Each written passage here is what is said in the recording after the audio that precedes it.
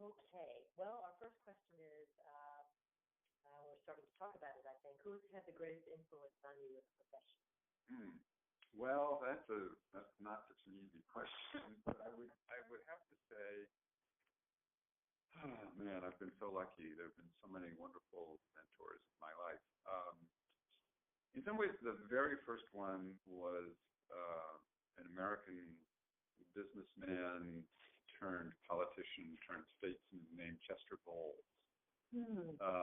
And I, as a senior at Yale, was an American Studies major and with a kind of focus on American diplomatic history, and was required to write a senior thesis of original research and struggling to find a topic. And in David Halberstam's Best and the Brightest, he introduced me to the person of Chester Bowles, who was the Deputy Secretary of State in the first year of the Kennedy administration. And the reason he was of interest to Halberstam in that story was that Bowles was kind of the outlier on the team, and he opposed the invasion of Cuba at the Bay of Pigs, and he was very reluctant to see America getting more deeply involved in Vietnam, and he kept expressing contrary views to the kind of new frontiersmen of the Kennedy administration, and Bobby Kennedy in particular found it irritating, and they fired him after a year. Basically, they ultimately sent him back to India to be ambassador the second time. Anyway, while I was reading Halberstam and trying to find a topic for my thesis, he left all of his papers to the Yale manuscripts library. So I had an extraordinary experience writing this long manuscript about his experience in the Kennedy administration. And I got to know him. I went to interview him, and I interviewed Dean Rusk, and I interviewed a lot of Ted Sorensen and a lot of the other players in that story. And then Bowles, as he had so often done throughout his career, kind of took me under his wing, even though he was retired and living on the shores of the Connecticut River. And I had just started my own career after that, immediately in politics and state government in Connecticut, where he had been governor. So he became a very, very important mentor of mine at a very early age for me and a very late age for him. So that is one.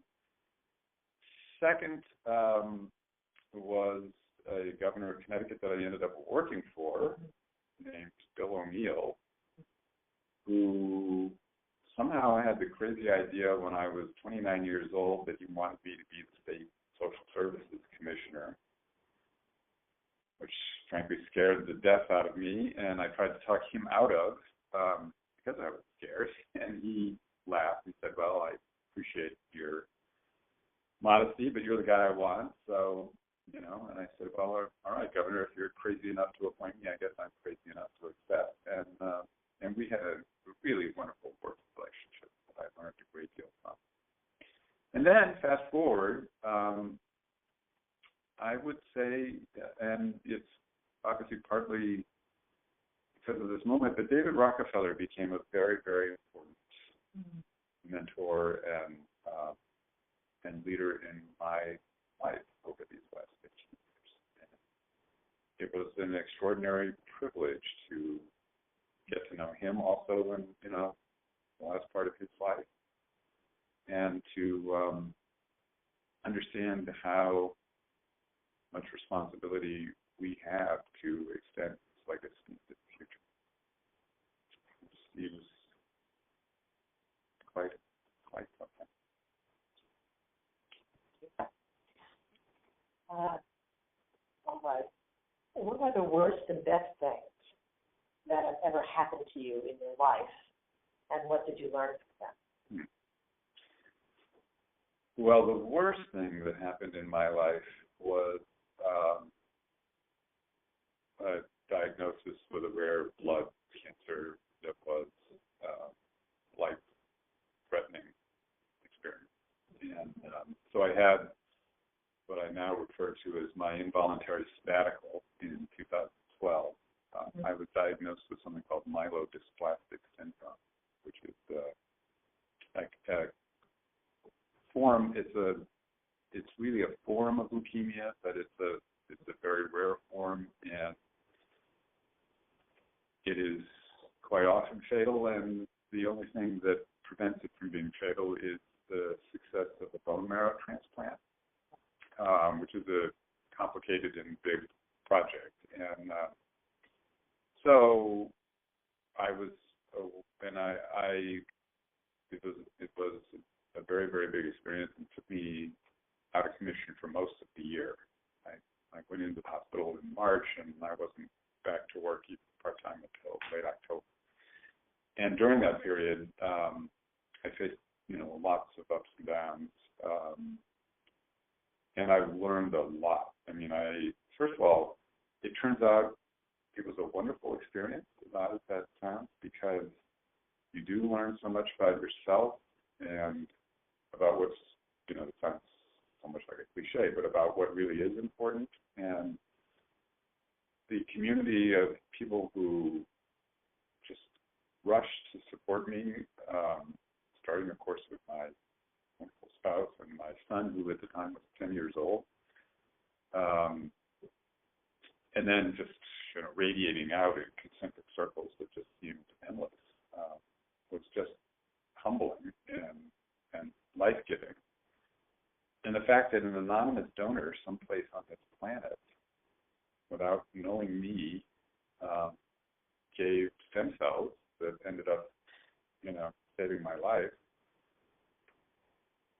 So it's an amazing thing. It's a miracle, and we're chatting here on what is almost exactly the 5th anniversary of that experience. I was in the hospital exactly 5 years ago. I've just been admitted on 19th March. So. I'm glad you're here. Yeah, thank you. Me too. Me too. And it just, it just teaches you how fortunate, at least taught me how fortunate I am, and how every day it's just a gift and a joy. And you really, I also came out of there absolutely committed. I felt like I'd had a good life up until then, but I kind of came out just saying to myself, you know what, I have to really take something out of this machine. And I thought, frankly, long and hard about what that might be. And I thought, well, I'm 60 years old at the time, and if I want to think about trying to take on one other big challenge in my life, this is the time to do it. And then I thought, well, that's one way to look at it. The other way to look at it is to try to do big things with the opportunity you have.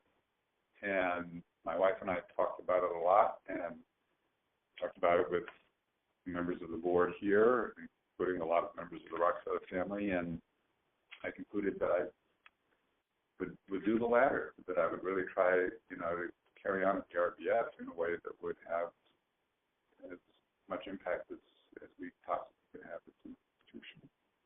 And I have to say, it's been, at least in my view, absolutely the right choice. So I learned a lot. I mean, I could go on for hours about the learning of that. The other thing that happened, I decided that I was going to treat it as an involuntary sabbatical to the extent that I could work and think and read and write. I was going to do that, and I just read that was the biggest, benefit of time off, was that I could do a lot of reading when I wasn't,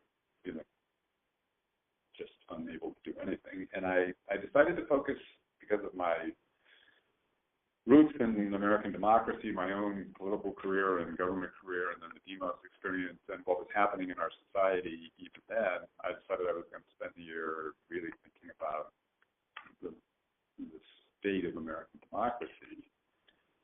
And came back to the RBF with a concept which at the time I called the National Purpose Initiative, because I kind of reached the conclusion that Americans had lost the sense of shared national purpose, and that we needed to, we sometimes purpose is thrust on you, like the Second World War, and sometimes purpose emerges, like the Civil Rights Movement. And it wasn't a national purpose in the beginning that did become a national purpose. And I began to think that what Americans period was a renewed sense of shared national purpose that people could commit themselves to in a civic way. And we decided ultimately not to implement a big initiative under that umbrella, but rather we're kind of working in a variety of ways that we hope are contributing to something that might emerge along those lines. And the timing, obviously, now seems more urgent than ever. So there was just a tremendous amount of learning that came out of that, which otherwise could have been a very bad thing. It could have been the last thing. And on the good news side, gosh, there's just so much. And I want to try to avoid cliches. I mean, meeting my wife, of course, and then having the son late in life. We were married 18 and a half years before we decided maybe this marriage will last and we can really think about having children. And so we have this 15-year-old boy, of joy. And those things really are the best things that have ever happened to me. But thinking about it more for the purposes of your book, I think coming to the RBF is clearly it. It seemed to me like an impossible dream, and yet for me, and I think for the foundation, I think the reason maybe they hired me was they saw it the same way that I was seeing it, which was I had this experience in government and politics for 15 years. Then I had 10 years experience in the nonprofit sector, most of which was international, and then founded, a significant domestic nonprofit organization. And those kinds of skills end up being, again, in my view, really useful for running a foundation. Mm-hmm. In particular, having the experience of being a grant seeker. And I talk to they get tired of hearing me remind them how uncomfortable it is to be on the other side of the table and how difficult the work is that they're doing. When people around here feel overworked or stressed, I say, you know what? You don't know anything what it's like. Go out and get on the front line in nonprofit organizations, because that's where the real work is happening and the hard work is happening, and we're not always helping as well as we could be. So the combination of those things was to me just a great training ground. But then coming to the RBF was just like the best possible professional thing that could happen, because it allowed me to use those learnings and exercise my intellectual interests in domestic and international affairs in a foundation that was ready to take risk and be bold and carry on a tradition that the family has been leading for now 5 generations. So, and that was part of the reason why during the bad experience, it reaffirmed that this was exactly the right place for me to be. Very nice, thank you. What, if anything, keeps you up at night these days? Oh boy, that's a long list too. Well, literally the fate of the planet keeps me awake at night. One of the gifts this place has given me is to have learned more and more about climate change. The foundation, well before I even knew it existed, probably was working on climate change back in the mid-1980s. It was one of the very first foundations to begin to want to know more about what scientists were saying about climate and what it meant. And I didn't know that much about climate change when I arrived, but I sure have learned a lot since then. That keeps me awake. This problem is urgent. It is happening rapidly. In fact, it's happening more rapidly than scientists predict. We are approaching certain tipping points that are very hard to predict, but could happen almost any time. And the result of those could be quite devastating. And more or less permanent. So that really keeps me going. The health of American democracy continues to keep me going. I have come to think that the three core operating systems, if you will, of modern civilization are all now showing signs of obsolescence. And these are 18th and 19th century inventions and concepts that are just proving anachronistic for the 21st century. And the three operating systems that I'm thinking of are the nation-state system, which is really a 17th century invention with the Treaty of Westphalia, 1648, I think it was.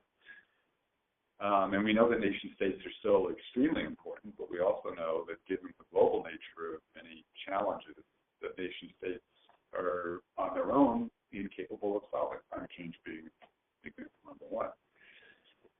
So how do we manage, and this is clearly a major political issue in our country right now, how do we manage the notion of reduced national sovereignty and the need for increased shared sovereignty?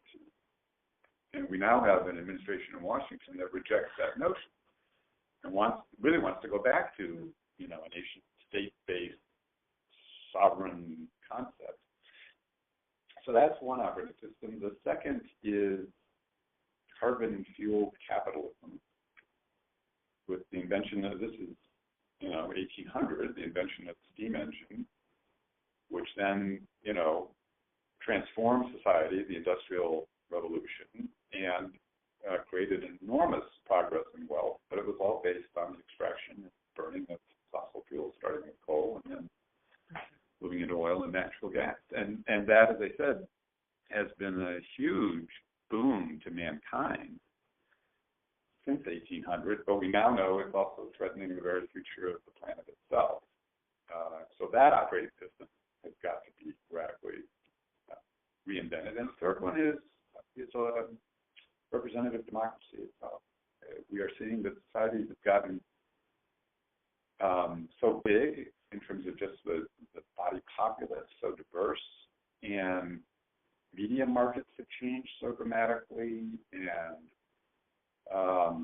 the power and influence of money has grown so dramatically that the Enlightenment notions of representative democracy are also showing signs of inadequacy. So all three of these core operating systems need to be reinvented for the conditions of the 21st century, and those kinds of things keep me awake. I wonder whether we will. I'm basically an optimist, and I think we have to be optimists, but I think the question is whether we will marshal the human capacities that we have to do the work that needs to be done to reinvent these life-sustaining civilizations, sustaining systems. Thank you. Want more? Yeah, well said. Actually helping you with some of the things about philosophy must be fine. Okay. We'll talk later. What is your definition of happiness, or what is your philosophy of life? Oh, man. Well, happiness is being able to have an impact on those around you, have a positive impact on those around you. Whether that's your family, whether it's the joy of watching your son become a young man and see how part of that is due to you in the genes maybe, and some of it is due to parenting, and some of it is just him, and that is extraordinary. But working in a field that is about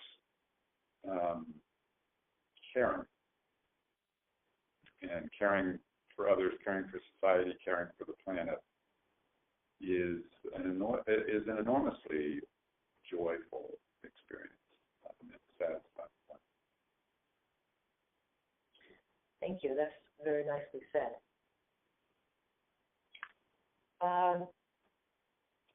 What is the greatest misconception about you? About me? I think the greatest misconception about me is that I am, somebody once asked me if I wore starched underwear. That was a long time ago, I would say, but I think it gets to the point. I think that there are obvious reasons why people might think that that Stephen Heintz is a classic Northeastern elitist. I came from certainly not a privileged family when we think about the context of the family that I now work with, but a privileged American family, grew up in a very lovely suburb of New York that was essentially an all-white suburb. It's one African American family. She was an opera star. Went to public schools because I was living in a wealthy community where the public schools were great. Went to Yale. So I think that people might dress in a certain way, although I'm no longer wearing neckties, as you can see very often. I used to wear suits and neckties all the time, and I think people kind of assumed that I might be either a little more conservative philosophically than I am, or personally than I am, and less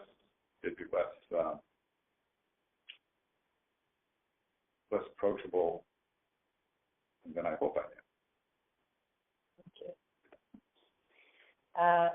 What is the most important thing you tell young people who are thinking about making careers in the independent social sector? Two things. One, get some experience on the front lines. Go to places where nonprofit organizations are actually engaged with people on the ground, trying to help them solve problems, create better lives. And second, work and live overseas. At some point, get some perspective on this country by seeing the rest of the world, and not just traveling it, but living it. Thank you. Very good. What new opportunities do you see for this foundation in the next 5 years? Well, I think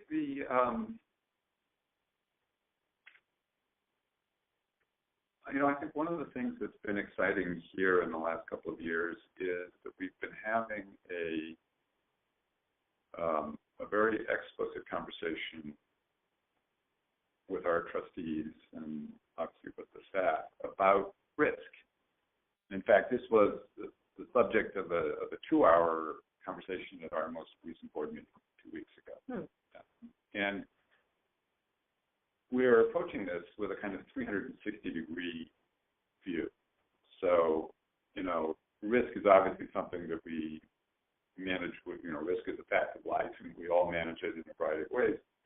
Some risks, you can anticipate, and so you plan for the potential of those risks. So we get fire insurance, right? But some risks you can't really anticipate, and so the question is, how do you respond to risk as it happens? And some are considered risks, like we all take in when we have the opportunity to invest money. We're taking risks, and we study, we learn, we listen, we get advice, and we might make an investment and hope that it's going to produce a certain return, but we certainly hope we're not going to lose money. But sometimes we do. And in grant making, we're taking risks too, because we're betting on people, we're betting on institutions, and there are ways in which, well, let me step back and say, I think for philanthropy, given that we are actually a very small sector, you all know the data, American foundations give away about $50 billion a year, which is, a significant sum of money, except when you compare it to the scale of problems that we think we're addressing. Or, just look at all federal, state, and local government spending in the United States is about $7 trillion. And U.S. GDP is about $17 trillion. And so $50, $60 billion a lot of that is being used for what we might traditionally think of as more charitable, very good things, but more charitable things, not for social change purposes. So the amount that's really going into social change work is really small, and some of that is being used internationally. So why am I going into all that? So we have the challenge of trying to figure out how do we leverage the resources, the small resources that we've got, to have the biggest possible impact. And the simple metaphor that I use is acupuncture, something I had a little experience with during part of my recovery. The question is, we have these tiny little needles in front of us.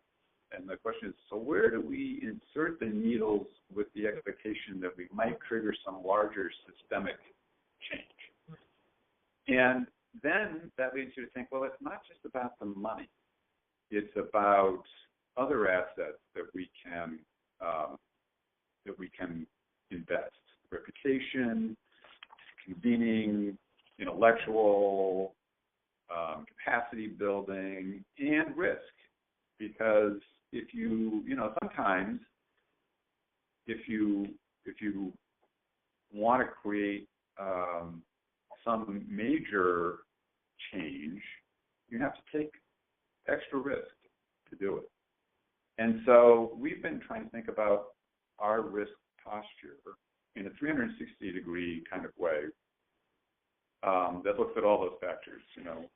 What are the risks we take with our endowment? So, for example, when we made the decision, which was a really complicated and really important decision, to divest from all fossil fuels, especially given that was the original source of wealth, that was a risky decision in a lot of ways. It was risky purely from an investment point of view, because a lot of investment advisors were saying, look, you're lopping off what is still a very significant share of the global economy, and saying you're not going to participate in it, and that will limit the places you can go for the financial returns you're trying to achieve.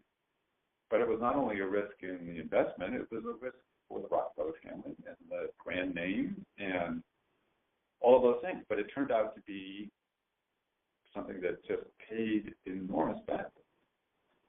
So I think that this is an opportunity. You asked the question, what are the opportunities that we see going forward? And I think the opportunities are to be bolder, to take more carefully and prudently considered risks that have the potential to advance the things that we are trying to help, the progress we're trying to help achieve.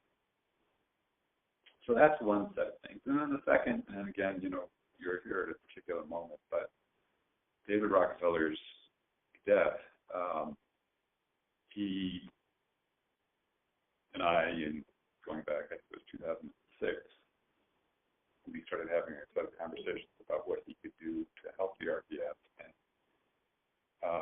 that led to an extraordinarily generous decision on his part that we will be receiving a very significant bequest from the state.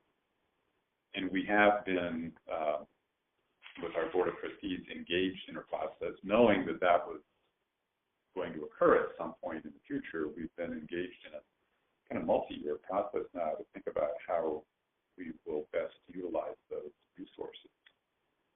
And so that will be an enormous opportunity for us, because we don't know exactly what the value of the bequest will be, because a lot of it is still various assets that will need to be liquidated, but it will be quite significant and just give us a lot more capacity.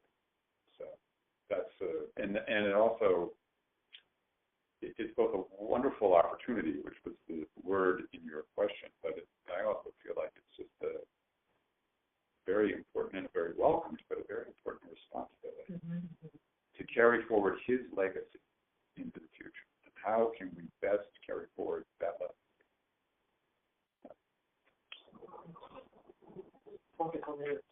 it is very exciting for us. It comes with obviously a great sense of sadness, but it is very exciting. It was one of the things when he told me he had made that decision after the set of conversation. Just such an incredible vote of confidence. You know, we had our 75th anniversary in 2015, and David's been involved in all 75 years. You know, it's just amazing. He was 25 years old when he and his brothers started the RBF. And because he was the kid, they made him the reporting secretary. And so the early minutes are all, you know, David Rockefeller. We have. And it is. And so he was really involved in the whole life of this foundation. We're in the midst, these are a few policy questions. We're in the midst of a national conversation about race and racial equity. Yeah. What is your organization doing both internally and externally to address racial inequity? Yeah. Well, we are working on both dimensions. And I would say there are actually three dimensions which we work. One is internally, and this work started a few years back when we decided that it was time to undertake a kind of organizational culture set of diagnostics to kind of figure out how healthy we were as an organization. And we wanted in particular to look at questions of diversity, equity, and inclusion. And that was a wake-up call because on one hand, and we knew this going in because it's pretty apparent, on one hand, if you just look at the data, we do pretty well. So we have a very diverse staff. We do particularly well on gender issues like many nonprofit organizations. We are very diverse with regard to race and sexual preference and a variety of other factors of diversity or elements of diversity. So by the numbers, we look pretty good. But we did a deeper dive in this diagnostic work, and what we found out was that we were not as inclusive an organization as we thought we were, or that we thought we should be. And that came through confidential surveys and interviews that were conducted with staff at all levels across all parts of the organization by, you know, consultants and third parties who protected confidentiality. And it was, I have to say, it was really a wake-up call, and I was really surprised. So we then started a process to try to engage staff in thinking about how we could become truly more inclusive. And that's complicated work. And we have taken our temperature along the way, and I think we've made, and the data suggests, the more recent staff surveys and that kind of thing suggest that we've made good progress. But in the last year, the events in society around us, starting with the seemingly unending instances of police brutality against people of color, put the conversation in a different light, and we started having a conversation internally about that. In fact, one day I forgot after which of those it was. I think it was after the Dallas shooting. I just invited anybody on staff who wanted to talk about it to gather in our cafe down the other corner of this floor, and quite a large number of people did. And I didn't have an agenda, and I didn't even really know what to say, except to say that I was very disturbed by what was happening in our society, and I wanted this to be a place where we could talk to each other about it if people want to, and to think about what we might do. And that was hard, actually. It was hard for people to talk. And one of my colleagues, who is an African American and is a leader in the institution, said, and I was so grateful, said, you know, I'm not sure this is a safe space for me to talk about how I feel about it. Which, again, was kind of hard news to hear, but exactly what you hope somebody will tell you. So we are now, in part as a result of that, we're in the process of starting the next phase of kind of an organizational culture initiative, which we are inviting staff to kind of develop.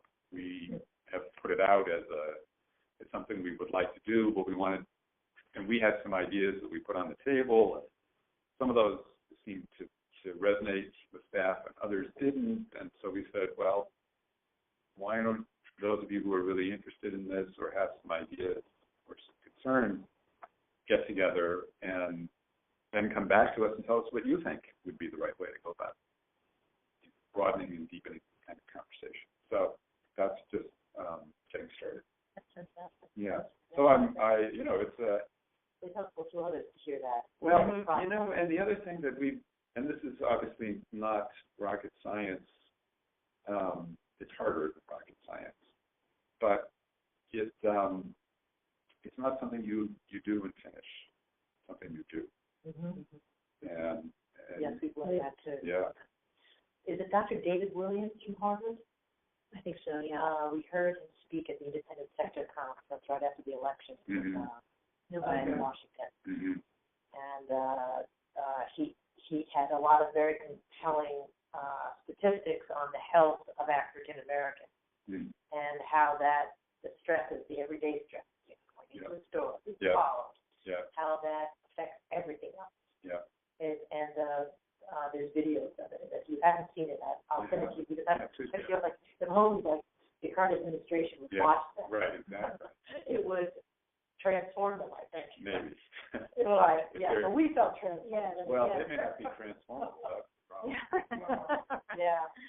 But so then, what are we doing externally? Is the second part of your question, and so we, it's very interesting. In the election, of course, is a big part of this. So we've had, we had this series of incidents of violence. And as I said to the staff when the first day we met, I said, what, I would not want to be a black male teenager walking in the neighborhoods that they have to walk in, nor would I want to be a beat cop. I think both are victims of this problem in our society. And I really have a lot of sympathy for American police officers. It's a very, very tough job. But so that was one very powerful influencer around our thinking, with what was going on in society with violence. And then the election happened. And that's become the second motivator. And obviously we are a nonpartisan organization, and we're very careful about that. But we are political without being partisan, in the sense that we believe that one of the most important acupuncture needles is to influence public policy. Because those, if you can influence public policy or you can influence private sector behavior, then you are really producing change, because those are the dominant sectors in our society. So those are our two primary areas of engagement, actually. So now we're in a policy environment that is very, very different than the one we've been operating under for the last 8 years, and arguably for a long before that. And so everybody here, like so many, at least on the two coasts, was shocked by the results of the election. The number of people, because we are a very diverse organization, a number of people on the staff feel personally threatened by some of the policies of this administration. We have people who are green card holders. We have people who are in the LGBTQ community. We have African Americans, Latinos. People are worried, personally worried, even though they live in New York, which is, in some ways very exemplary. So we also feel, the three areas in which we work are strengthening the vitality of democracy, promoting sustainable development and peace building in the Middle East broadly. So it's Israel, Palestine, it's Iran, and it's Afghanistan. All three of these areas are directly challenged by the policy direction of this administration. So we have spent the time since November preparing a plan for how this foundation should position itself in the new environment, which the board also adopted at the same board meeting where we were talking about risk, and the two are actually quite closely connected. And I'm very, very proud of the fact the board has agreed to a 12% increase in our grant budget for the current year and probably for subsequent years. And that probably, depending on how the market performs, probably means dipping into the endowment a little bit, which the board was obviously very conscious of. And it's to give us more funding, especially for the work on a vital and inclusive American democracy, which has been a core area. And that half of it will go into that portfolio, and half of it goes into a new fund that gives us the flexibility to respond to urgent needs of any kind that is related to, initiatives of this administration, which I'm really, really pleased with. Because we can do things that are out of area for us. If they are urgent and need some quick infusion of capital, we have the capacity. And in both of those, we've also agreed, and this is why it relates to your question. I'm sorry I get on such long-winded responses here. But we've decided that our values, institutional values about diversity and equity and inclusion are going to be quite explicit and front and center in this work. And we will be looking to support organizations that are representative of those communities as a kind of priority.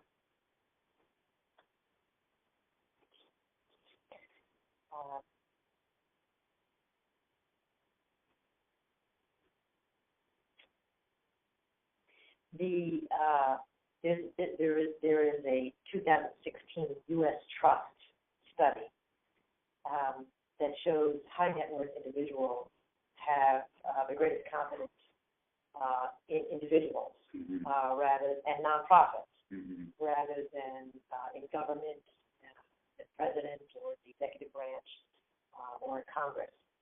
So citizens have the greatest levels of trust in high net worth individuals? No, high net worth individuals have the greatest confidence in individuals and nonprofits. I see. Compared to their confidence level in government, the president, or Congress. Right.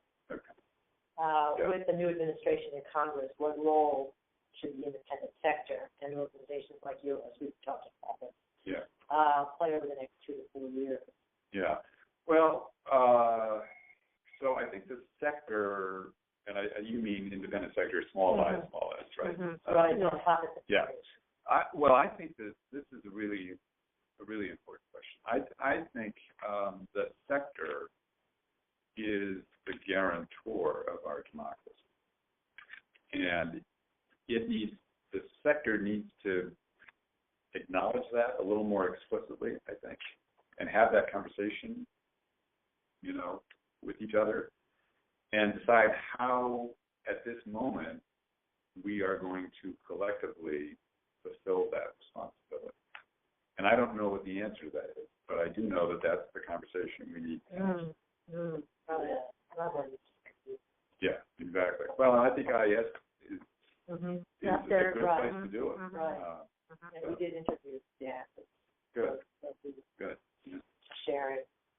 Yeah. The New York Times reported the widening political divergence between cities and small-town America reflects the growing alienation between the two groups, and a sense, perhaps accurate, that their fates are not connected. Yeah. What role could the independent sector play to help the two groups find greater common ground? Yeah. I think it is an accurate conclusion. by the New York Times and others, that oddly enough, in our, in the philanthropic world,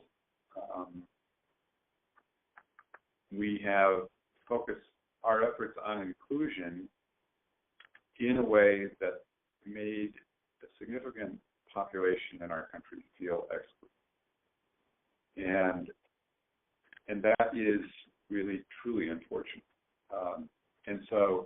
And yet we know, that of the, what is, you all know the data, it's probably something like 1.7 million now, 501c3s. Yeah. Mm-hmm. Yeah. That almost doubled. Right. Mm-hmm. So we know that thousands and thousands of those organizations are actually in rural communities and in the middle of the country. And in exactly in the kinds of counties that maybe the large foundations haven't been paying as much attention to. So that, to me, is a potential source of healing and progress, because they are part of the sector. And so inviting them to help educate us about life in the communities they serve and how we all might think differently and do better to include those communities can be a really important part of the process that needs to happen, and can ultimately be really good for this country. So that's another reason why the sector is so important. We do have colleagues in all of those communities, all of those counties across the country, and we just need to invite them and listen to them and find ways to work together.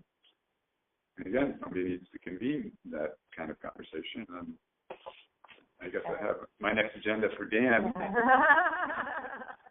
Poor guy. In upstate New York, I, like you, Tom, chair the Nonprofit Leadership Summit. Oh, interesting. At the Center for the Arts, the former festival site. Oh, that's great. We have a place up there. So nice. Yeah. Did you Did go to Woodstock? My parents wouldn't let me. Mine either. My brothers got to go.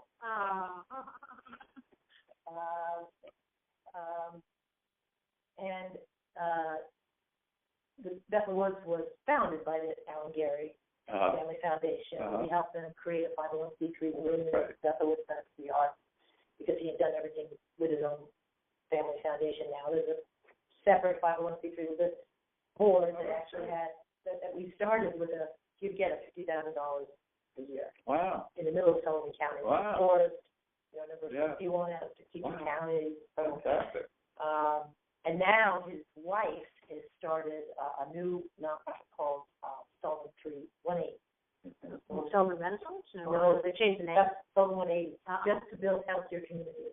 Right. Casinos are coming in, the worst bad, there's a lot of poverty, a lot of, all the horrible statistics of the inner city, drugs, pregnancy, dropout, suicide, same. And for the last 6 years, we've been talking about trying to get major foundations to come and even speak at this summit, and it's been so hard just to get to speak, never mind fun stuff. So it's, we've Robert Wood Johnson Foundation, ones that would be interested in healthier communities. Yeah, exactly. So there might be, and I'm still advocating with Senator Gary up there to take this on using their foundation as a way to influence, some convening about this. Yeah, good. So I might do that. Yeah, this is a conversation that really needs to happen. Yeah, they have all the same kinds of nonprofits up there. They are, some of them are even more effective. They cover a greater geography. Yeah. So there's some learning, and I think that it's an answer to part of what happened in the election and the voting. Yeah. Okay. Well, there's other things, but I'll hold them off. Okay, so we talked about that. All right. So for foundation leaders only, is that? How are the choices of very wealthy private philanthropists influencing traditional foundation giving? Mm-hmm. Well, I've just started reading David Callahan's new book, which is really on this topic, called The Givers, I think. Yeah, The Givers. Wealth, Power, and Philanthropy in a New Gilded Age. Okay. Yeah. It's supposed to get on a 4 o'clock call. Let me just ask her if we. Thank you. How much more time do you think? 15 minutes? You think we can delay? Yeah, I might try to get a call somewhere.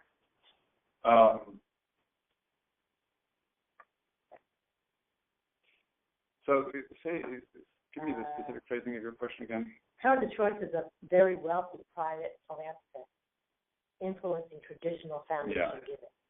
So, there's certainly a lot of conversation and a lot of writing about the new philanthropy versus the old philanthropy. And I have not yet been persuaded that there's that much difference between the two. There is one important difference, which is that the money is huge, right? So the money coming into philanthropy now is enormous, and the estimates of the transfer of wealth and the part of that will end up going to philanthropic purposes that is in tens of billions of dollars.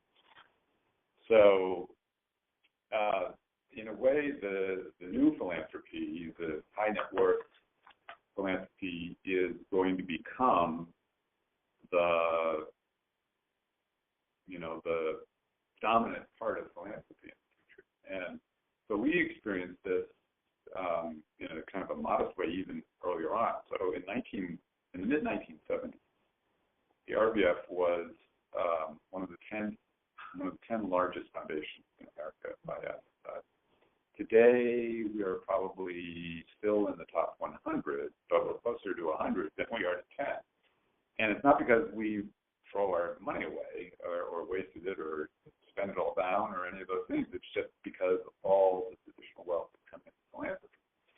So it is changing, and yet we've been around a lot longer. So it is changing the dynamics between foundations with longer histories, longer experience bases, multiple generations of leaders, whether it's family or non-family. And a lot of this new wealth is coming in without that experience base. And so on the one hand, a lot of them are trying to kind of invent a new operating system for philanthropy, which I think can be very exciting, but I don't think it's all that different yet. And there's some parts of what people consider the older traditional philanthropy that we ought not to just throw out. And I think I really encourage, of course, Tom's I don't know what it sounds, but I really encourage people to study the Rockefeller story, because it's now a 5-generation story, which is sui generis. There is no other family in the world that has been as philanthropic over as many generations as this family, and they have been through a lot together, and it wasn't always easy, but they worked it out. And the lessons of that are, I think, really valuable to a lot of this new wealth that's coming in. And so I will be very interested to see how the wealth is organized, how the governance is established. I worry a little bit, oddly enough, about the inequality aspect of this. So all this wealth is a product of the enormous economic inequality in our society, and it was ever thus. John D. Rockefeller, got extremely wealthy, unimaginably wealthy compared to the average global citizen at this time. And he started out with nothing. I mean, we have in the Archive Center his original ledger book from 1866 when he went to work at age 16, and he made $45 that year. And he gave away $5, so he was already giving away more than 10%. But the wealth that's going into philanthropy is a product of this economic inequality.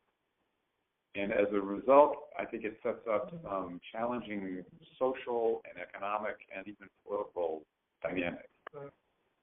And we may be getting to a point, and I think this is one of the things that Callahan is arguing in his book, we may be getting to a point where we need to think about more oversight. And this will be very unpopular. I think his book is going to be very controversial. More oversight, more regulation,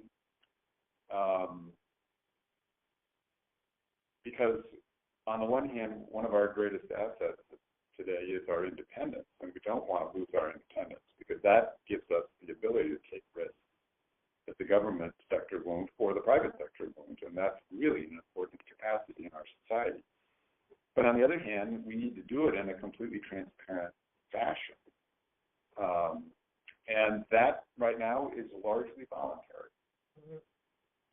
And maybe some of that needs to become mandatory. I don't know, but I think that's a conversation that we really need to have as all this wealth makes its way into philanthropy and is taking on big social issues. Thank you. Very good. Thank you. Two more. If there were one thing you could say to your colleagues who are leading nonprofits that are seeking funding, what would it be? Don't give up. Do not let the unanswered email or the unreturned phone calls or the languishing proposal that is sitting on somebody's desk dissuade you.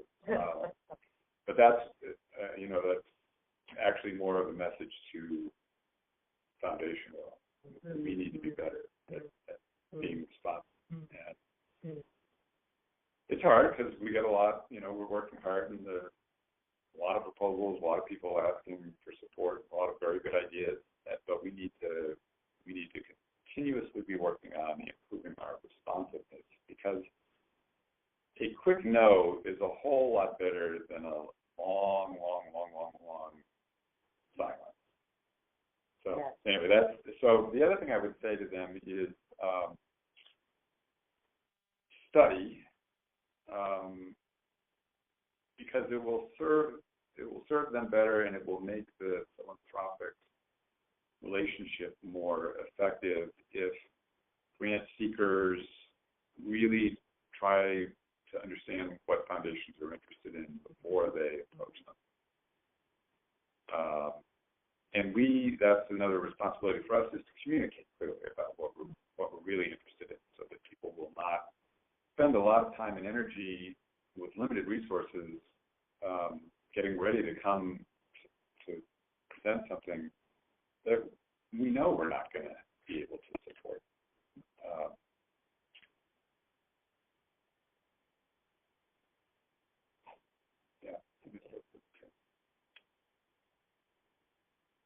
Okay.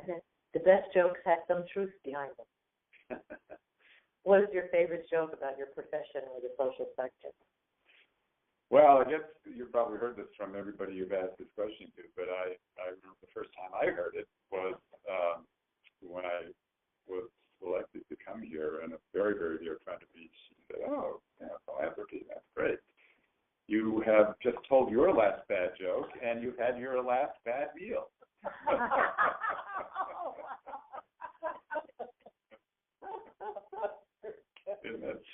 There's some truth to that.